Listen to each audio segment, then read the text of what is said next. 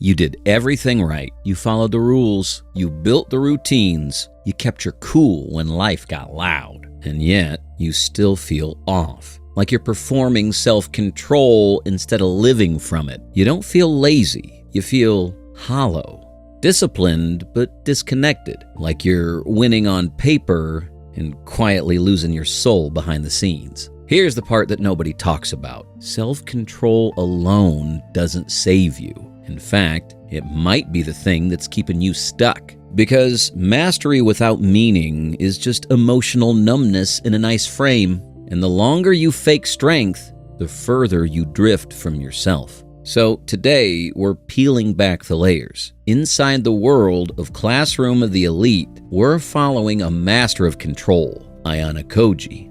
Brilliant, cold, untouchable, but beneath that stillness, cracks. The kind you might recognize in yourself. Because this isn't just about control. It's about why it still feels empty. And what happens when control becomes a cage made of checklists and cold silence. You're not fighting the world. You're fighting the version of you that gave up last week. You know the one I mean. The "I'll start tomorrow" voice. The one that said, "We'll just scroll a little." And suddenly, boom, it's 3 a.m., your room's dark, your goals are blurry, and your life feels paused. That voice, it's not random, it's a trained habit, and it's winning. Epictetus wrote, "No man is free who is not master of himself." Freedom doesn't mean no rules. It means you create your rules, then follow them like a general marching to war. But most of us, we outsource that job to dopamine, to comfort, to the next YouTube rabbit hole, to a conveyor belt of content that never asks you to move, just to melt. A 2016 study from the Journal of Personality and Social Psychology found that people who lack self-regulation are more prone to decision fatigue, distraction, and depression. Not because they're lazy, but because their inner critic runs the whole show. Ayanokoji's entire persona is a performance. Every smile is rehearsed, every word calculated. In Season 1, Episode 12, we watch him orchestrate a classroom coup. No flinch, no hesitation, just cold, surgical strategy. But here's what no one asks. If he's so in control, why is he so empty? Because Ayanokoji doesn't just hide his emotions. He hides from them. That's not strength. That's suppression.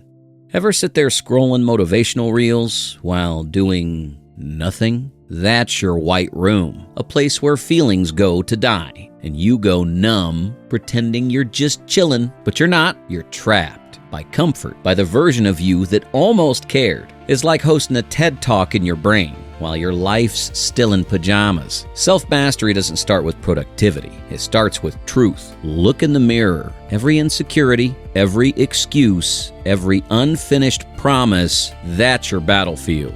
And guess what? No one's coming to fight it for you. Like Ayanokoji logs his classmates' every move, you log yours. Start journaling. Track your habits. Audit your distractions. If you want to master yourself, you need to observe yourself ruthlessly. The enemy isn't out there. He's in the mirror, and he's waiting for round 2.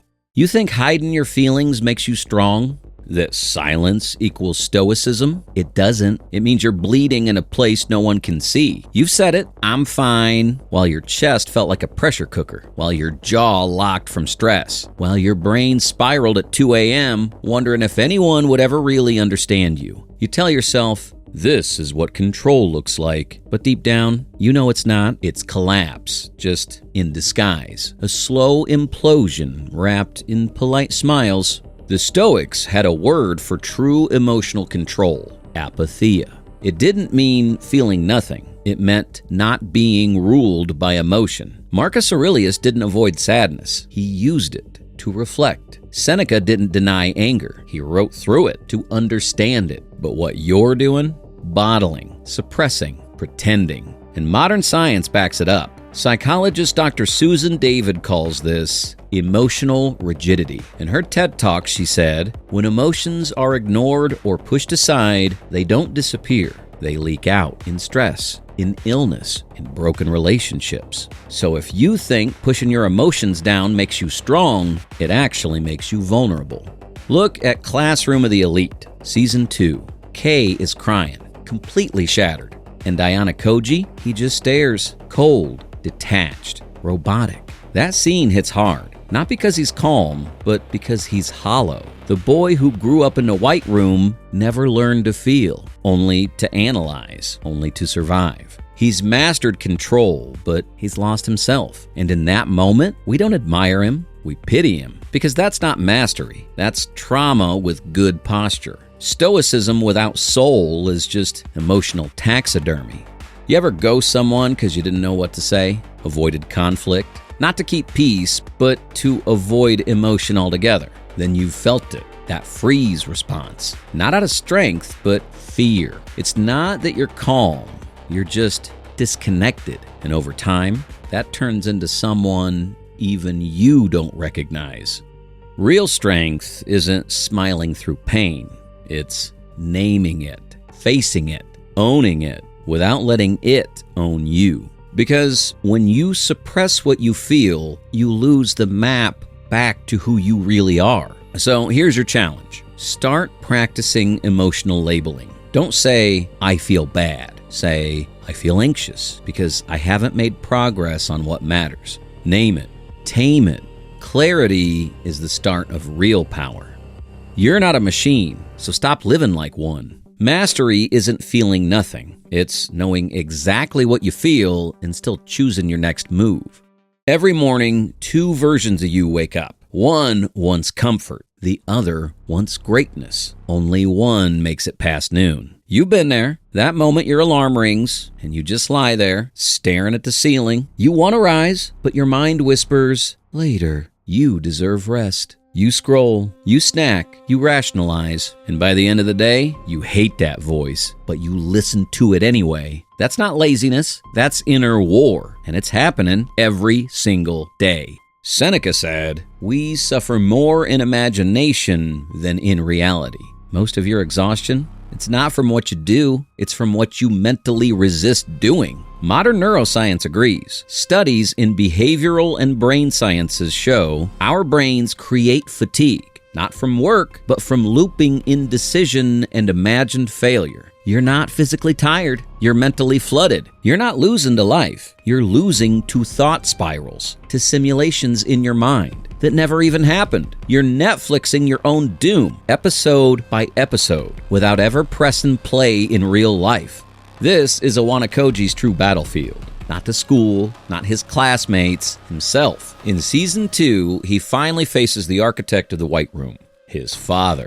Not a screaming match, a silent standoff between two cold minds. But inside, Ayanokoji is fracturing. His life was built to suppress will, not express it. He doesn't just outmaneuver others, he outmaneuvers himself. And the cost? He has no idea who he really is, only who he was programmed to be. You ever spend hours planning how to be productive, only to get nothing done? You watch videos, you make the to-do list, you reorganize your desk. Meanwhile, the actual task, still untouched. That's the inner war. One side wants to grow. The other fears failure so much, it paralyzes you. With preparation, here's the twist. The voice holding you back, it sounds like you, but it's just a collection of fear, habit, and doubt, wearing your voice like a mask. Ayanokoji wins every game, but inside, he's still trapped in the White Room. The war ended, but no one told his nervous system, and maybe that's you too. Here's how you fight back. Silence the simulation. Each day, spend 10 minutes in silence. No phone, no music, no distractions. Just sit, breathe, let the static clear. Call it meditation, call it a reboot, call it anything. Just make space to hear the real you beneath the noise. Your mind isn't a war zone, it's a weapon, but only if you sharpen it. You can be the most disciplined person in the world and still feel completely lost. You've built routines, you journal, you read, you grind, and yet you feel hollow, like you're chasing something but don't even remember what. Because control without direction isn't strength, it's just emotional solitary confinement. Marcus Aurelius, emperor and Stoic philosopher, said, "You have power over your mind, not outside events. Realize this and you will find strength. But here's the part most people miss. That power is meaningless without purpose. Discipline with no mission, it just turns you into a productivity zombie. Efficient, but aimless. A study published in the Journal of Positive Psychology found that individuals with a strong sense of purpose had significantly lower stress levels, better mental health, and more resilience. Not because life was easier, but because they knew why they were suffering. Purpose doesn't remove pain, it gives it meaning. Ayanokoji wins. He manipulates the system, outsmarts every rival, controls every outcome. But ask yourself this, why is he doing it? There's no mission, no dream, no flame behind the eyes. He wasn't built to dream. He was built to win. And now, he's mastered everything except himself. Let's look at the cultural festival arc. In Season 1, the class is buzzing with energy, excitement, collaboration, playfulness. And Ayanokoji, he's there, present but not connected, just quietly watching, just functioning. As Kai laughs in the background, trying to perfect her tea ceremony performance, we see two different worlds. Hers, messy, warm, real. His, composed, sterile, silent. That's what emotional detachment looks like when it's polished to perfection. Not resilience, but a beautifully built cage. You ever get all your tasks done and still feel like you wasted the day? You hit the gym, you journaled, you even ate that sad protein-packed oatmeal. But it didn't matter because deep down, you weren't building toward anything, just completing boxes. That's not progress, that's just motion without meaning. Discipline playing dress-up. Ayanokoji isn't broken because he lacks skill. He's broken because he lacks a why. And if you don't define your why, you'll just become excellent at going nowhere. Here's your challenge. Write one sentence, not a paragraph, not a plan, just one line. I am mastering myself so that, and fill in that blank. That's your compass. Look at it every morning. Because without it, you're not in control. You're just circling the drain efficiently. Control means nothing if you've forgotten what you were trying to control it for. You don't need more control. You need direction. You don't need to suppress who you are. You need to train it because you've seen what happens when you don't. You build routines with no soul. You follow rules with no reason. You perfect systems and still feel like a stranger to your own reflection. You're not lazy, you're directionless. Ayanokoji mastered the system.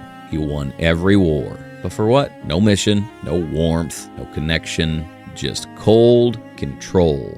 And the cage they trained him in, he never left it. He traded chaos for quiet, but silence isn't peace when it echoes with nothing. You can outthink everyone. You can outwork your past. You can wear control like armor. But if you never ask why, you'll build your own white room, sterile, silent, empty. So now comes the moment. Not tomorrow.